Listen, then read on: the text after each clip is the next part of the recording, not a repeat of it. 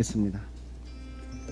예술인들의 권리 보장 더 미룰 수 없습니다. 코로나 위기 속 예술의 사회적 가치와 예술인의 삶을 지키기 위해 예술인 권리 보장법 제정이 시급합니다. 21대 국회 문체위 1호 법안으로 발의된 예술인 권리 보장법이 여전히 표류 중에 있습니다. 20대 국회부터 따지면 3년이 다 되어 갑니다. 특별히 쟁점이 될 만한 사항이 없음에도 국민의힘은 추가 논의가 필요하다라고 주장하고 있습니다. 법안 내용도 예술 표현의 자유, 성평등한 예술 환경 조성, 예술인의 직업적 권리 보호 등 지극히 상식적인 것뿐입니다. 이 법이 발의된 중요 계기는 지난 정권에 있었던 문화예술계 블랙리스트 사건 때문입니다. 최소한의 양심과 반성이 있다면 국민의힘은 법 제정에 적극 협조해야 합니다. 또다시 누군가의 고통과 죽음이 있어야 국회가 움직인다는 오명을 써서는 안 됩니다.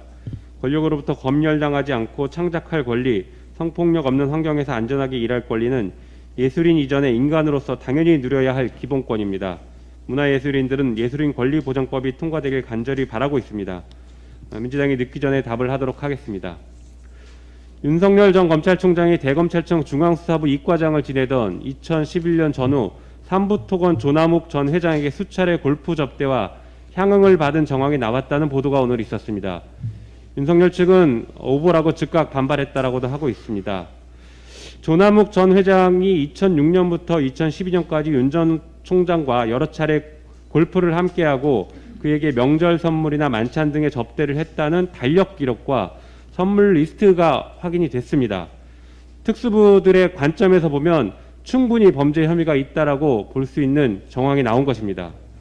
조남욱 전 회장은 2012년 3월 11일 당시 윤석열 검사의 결혼식에도 화환을 보내고 참석했다고 합니다. 최근 밝혀지고 있는 검사와 스폰서의 관계들에 비추어 윤석열 전 총장과 조남욱 전 회장도 유사한 관계로 강하게 의심됩니다. 실제 2011년 삼부토건 임원들이 서울중앙지검 특수 2부의 수사를 받았는데 본사 압수수색은 물론 수십 명의 임직원이 검찰에 불려가 조사를 받았으나 아무도 처벌받지 않았습니다. 당시 대검 중수부 2과장과 1과장을 연이어 맡았던 윤 전 총장은 수사를 담당하던 서울중앙지검 특수 2부장과 사법연수원 동기였습니다.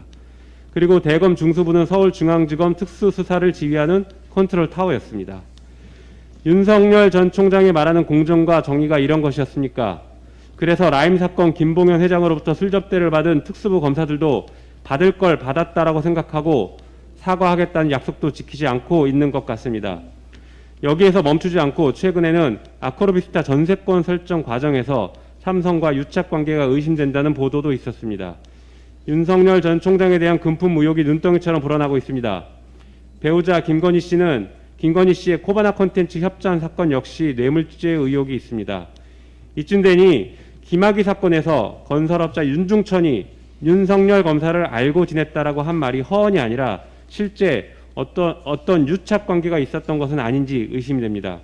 일일이 열거하기에 창피할 수준입니다. 정치인 윤석열의 대변인 이동훈이 골프채를 상납받은 의혹이 우연의 일치가 아니라 그들에게는 당연한 일상이었던 것 같습니다. 지금 윤석열 전 총장은 대선을 준비할 게 아니라 본인의 수사를 대비해야 할 상황인 것 같습니다. 하루빨리 국민께 사과하고 전직 검찰 수장으로서 최소한의 양심이 조금이라도 남아있다면 이를 지키길 바랍니다. 이상입니다.